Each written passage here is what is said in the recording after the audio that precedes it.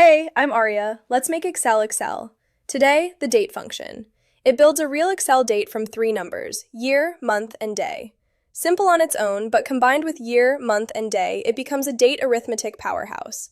4 real examples coming up. First up, the basic syntax.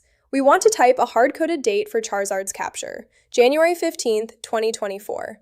Type equals date, open paren, 2024 for the year, comma 1 for January, comma 15 for the day, close paren, hit enter.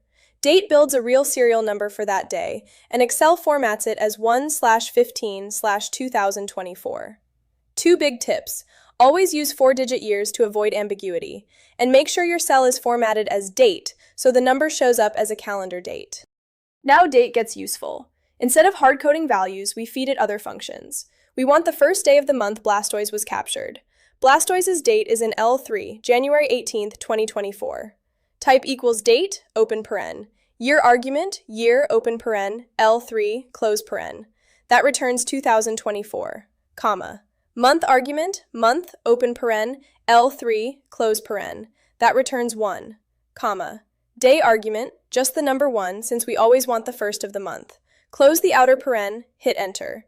We get 1/1/2024, the first day of January, no matter where the original date falls in that month. Here's where the rollover magic kicks in.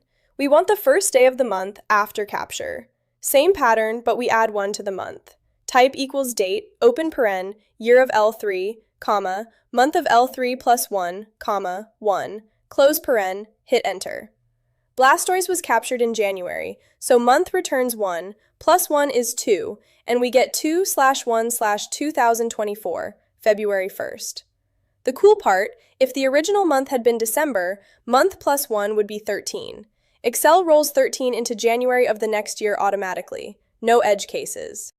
Last example, a 1-year anniversary. We bump the year by 1 and keep month and day the same.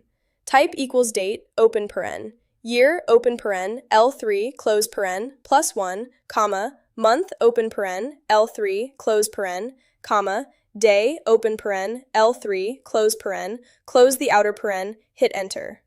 Blastoise was caught 1/18/2024, so year plus 1 gives 2025, month gives 1, day gives 18, and we get 1/18/2025, the exact same calendar date 1 year later. Same logic works for 2-year, 5-year, anything, just change the plus 1.